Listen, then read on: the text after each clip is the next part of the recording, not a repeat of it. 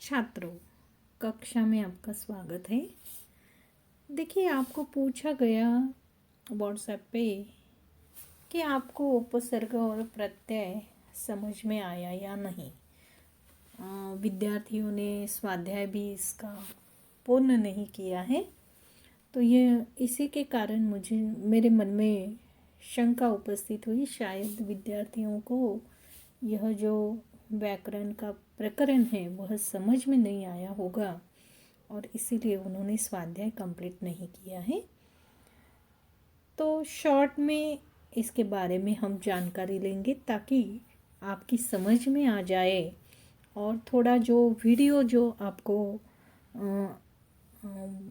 YouTube पे WhatsApp पे दिया गया है उसको 2-4 बार अगर आप देखेंगे सुनेंगे तो आपको यह बात समझ में आएगी। बहुत ही आसान है, ज़्यादा आप कंफ्यूज जो हो रहे हैं उसकी ज़रूरत वहाँ पर नहीं है। थोड़ा गौर से आपको सोचना है, देखना है, कुछ कठिन नहीं है। देखिए, उपसर्ग यानी क्या, इसके बारे में हम पहले जानकारी लेंगे। तो उपसर्ग तो जो शब्दांश किसी शब्द से पहले लगकर नए शब्द का निर्माण करते हैं वे शब्द उपसर्ग कहलाते हैं। जैसे कि यहाँ पर देखिए, गुण यह मूल शब्द है और उसे हमने उस मूल शब्द के पहले हमने दूर लगा दिया है। तो दूर लगाने से क्या बन गया है? दुर्गुण, ये नया शब्द बन गया है। यानी यहाँ पर उपसर्ग कौन सा है? दूर यह उपसर्ग है, गुण यह मूल शब्द है और इसके योग से यानी दूर और गुण के योग से बना हुआ ये नया शब्द यहाँ पर तैयार हो गया है। यानी आपको ये समझ में ध्यान में लेना है कि उपसर्ग जो है वह मूल शब्द के पहले लग जाता है। जैसे यहाँ पर दूर, यह क्या है? उपसर्ग है। दूर क्या है? यहाँ पर उपसर्ग है। अब आगे का शब्द हम देखेंगे तो यहाँ पर बल, यह मूल शब्द है और उसे लगा हुआ उपसर्ग कौन सा है? शब्द के पहले, मूल शब्द के पहले क्या आया है? निर, और इससे बना है शब्द निर्बल। तो आपको केवल इतना ध्यान में रखना है, उपसर्ग यानी मूल शब्द के पहले लगा हुआ जो भी शब्द या अक्षर समूह होता है उसे हम उपसर्ग कहते हैं। यहाँ पर देखिए, यह अक्षर, यहाँ पर सु यह अक्षर लग गया है। पथ, इस मूल शब्द यानी मूल शब्द, मूल यह अर्थपूर्ण शब्द होता है और उसके पहले यह अक्षर या अक्षर समूह जुड़ जाता है, पहले लगता है, इसीलिए आरंभ में, शुरू में लगता है, इसलिए इसे उपसर्ग कहते हैं। और उससे बने हुआ यहाँ पर देखिए नया शब्द है उपसर्ग युक्त शब्द सुपथ।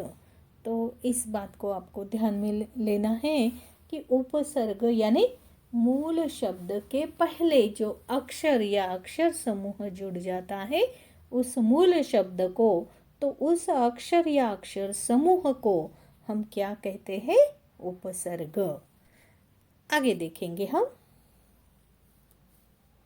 प्रत्यय किसे कहते हैं। हमने देख लिया उपसर्ग यानी क्या, तो शब्द के पहले। अब यहाँ देखिए, यहाँ थोड़ा उल्टा है। तो यहाँ पर जो है, यहाँ मूल शब्द के बाद में, देखिए मूल शब्द ये है और मूल शब्द के बाद में ये अक्षर या अक्षर समूह लगा है।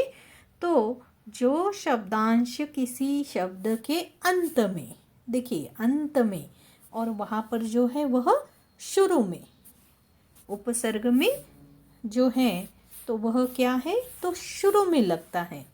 जो शब्दांश किसी शब्द के पहले, देखिए यहाँ पर जो है वह पहले लगता है जबकि यहाँ बाद में लगता है। तो यहाँ अंत में लगता है, देखिए यहाँ पर अंत में लगता है। इस बात को आपको ध्यान में रखना है। जैसे लघु और उसके बाद में ता लग गया है, तो नया शब्द क्या बन गया है? लघुता। और यहाँ प्रत्यय क्या है फिर? ता यह यहाँ पर प्रत्यय है, ता यह प्रत्यय है। आपको ये बात ध्यान में लेनी है। अब देखिए यहाँ फल प्लस वाला, यहाँ पर कौन सा है? तो फल वाला। इस शब्द में अगर आपको पूछा गया प्रत्यय कौन सा है, तो फल यह मूल शब्द है। इसको निकाल देने के बाद जो कुछ बचता है वह क्या है? प्रत्यय। तो इस बात को आपको ध्यान में लेना है। आगे देखिए, दो प्रत्ययों का एक साथ प्रयोग। तो कभी कभी क्या होता है, शब्द में दो प्रत्यय एक साथ जुड़ जाते हैं। जैसे कि देखिए यहाँ पर भारत यह मूल शब्द है और इसे ईय और ता ये दो प्रत्यय लगे हैं। यहाँ पर कितने प्रत्यय हैं एक साथ? दो प्रत्यय लगे हैं और उससे बना शब्द जो है भारत प्लस ईय प्लस ता, भारतीयता। आगे देखिए इतिहास। इस शब्द में भी देखिए इक और ता ये प्रत्यय, दो प्रत्यय लगे हैं और इनके योग से यानी इनके मेल से नया शब्द क्या बना है? इतिहास प्लस इक प्लस ता, ऐतिहासिकता। तो इस बात को आपको ध्यान में लेना है।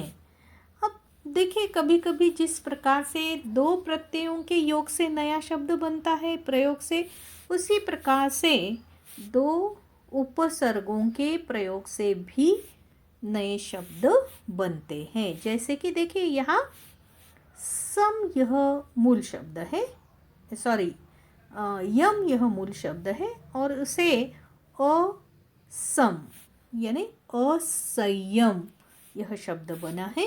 यहाँ नीचे देखिए यहाँ पर भी अ और सम ये दो उपसर्ग यानी मूल शब्द के पहले असंगत ऐसा शब्द यहाँ पर बना है। तो इस बात को आपको ध्यान में लेना है। आगे देखेंगे हम। कभी कभी क्या होता है, उपसर्ग और प्रत्यय दोनों भी मूल शब्द को जुड़ जाते हैं और नया शब्द बनता है। जैसे कि यहाँ पर देखिए सम प्लस न्यास प्लस ई, यानी सम क्या है? उपसर्ग है और न्यास यह मूल शब्द है और इसे क्या जुड़ गया? ई यह प्रत्यय भी जुड़ गया और सम यह उपसर्ग भी जुड़ गया और इससे शब्द बना सन्यासी। निर्मित शब्द नया शब्द क्या बना है? सम इस उपसर्ग से और ई इस प्रत्यय से सन्यासी शब्द बन गया है। नीचे देखिए दूसरा शब्द उप प्लस लब्ध प्लस ता, यानी ये उपसर्ग है और ता यह प्रत्यय है और वह लब्ध को जुड़ गया तो बन गया उपलब्धता। तो इस प्रकार से यहाँ पर एक उपसर्ग है और एक प्रत्यय है, वह मूल शब्द को जुड़ गए हैं। बीच में ये जो है वह मूल शब्द है और उसको एक जो है वह उपसर्ग जुड़ गया शुरू में और अंत में प्रत्यय भी जुड़ गया और इनके मेल से योग से यह नए शब्द